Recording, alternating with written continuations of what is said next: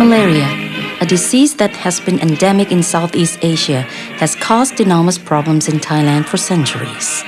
As early as 1691, during the reign of King Narai in the Kingdom of Ayutthaya, Simon de la Loubet observed that many Westerners staying for extended period in Siam developed a fever with chills, followed by altered consciousness, pulmonary edema, and death.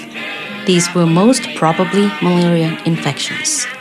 In 1868, His Majesty King Mongkut, or King Rama IV, a keen and expert astronomer, visited the southern province of Prachuap Khiri Khan with many national and international dignitaries to observe a total solar eclipse predicted by His Majesty himself. Several in this group suffered from malaria, including the king and his son, the future King Chulalongkorn the Great. The king himself succumbed to the illness a few weeks after observing the eclipse. Fortunately, the young Prince Chulalongkorn survived. It was later estimated that of a total population of under 10 million, at least 5 million fell ill with a malaria-like illness every year, and about 50,000 of those died. It took over 60 years for the central government to organize concerted efforts to prevent and treat the disease. By then, quinine, the first truly safe and effective medicine for malaria, had been introduced by foreign missionaries and was being widely used. In 1930, the Thai government requested a collaboration with the health program of the League of the Nations, the forerunner of the United Nations and its World Health Organization. In 1949, an outstandingly successful malaria control pilot, known as the Sarapi Project, was initiated in northern Thailand with the collaboration of WHO, the US government, and UNICEF. An organized malaria program thus commenced. At first, the main tools were intensively supervised DDT indoor residual spraying, combined with chloroquine treatment of confirmed and suspected cases. As with many other health programs, notably the development of primary health care, our country was in the forefront of developing nations in organizing systematic health services. Strong government commitment, effective administration, and the collaboration of international partners were the hallmarks for success in Thailand. There was great optimism about the possibility of eradicating malaria in the country, until major obstacles to complete success were recognized. Foremost among these were the unexpected emergence of parasite resistance to chloroquine and the diminishing efficacy of DDT as a vector control measure. Over the years, however, Thailand demonstrated its resilience in the face of such serious technical threats.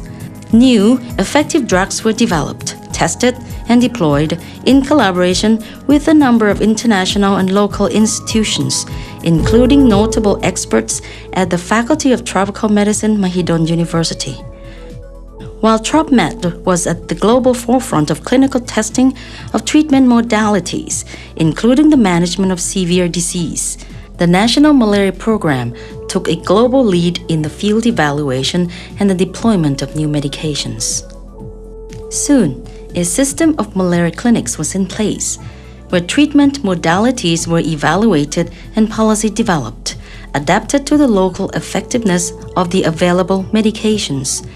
These malaria clinics were initially established and supported in collaboration with USAID and WHO, which provided the necessary funds and expertise. Evidence-based treatment policy became the basis of Thailand's malaria program and proved a successful model for many malaria-affected countries worldwide. Our program have demonstrated the efficacy of strong government commitment and the ability to organize its far-flung staff and services to working together in effective partnerships, both domestic and international, to a spirit of resilience in the face of obstacles and to a strong determination to succeed.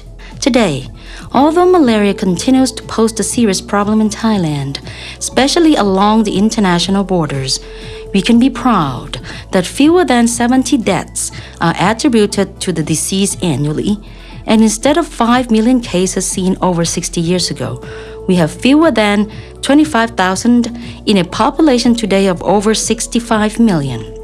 This heritage gives us reasons to be confident in the face of the new challenges that continue to emerge, from continuing and intensifying parasite resistance to newer drugs, to the seemingly insurmountable difficulties of vector control, and to the cultural diversity, migration, and isolation of many members of our society at greatest risk from this disease.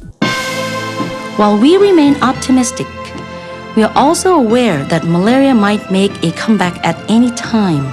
Looking at what we have accomplished so far, what we have contributed to the world's understanding of this highly complex disease with current and future partners, we are confident that together we shall overcome all obstacles.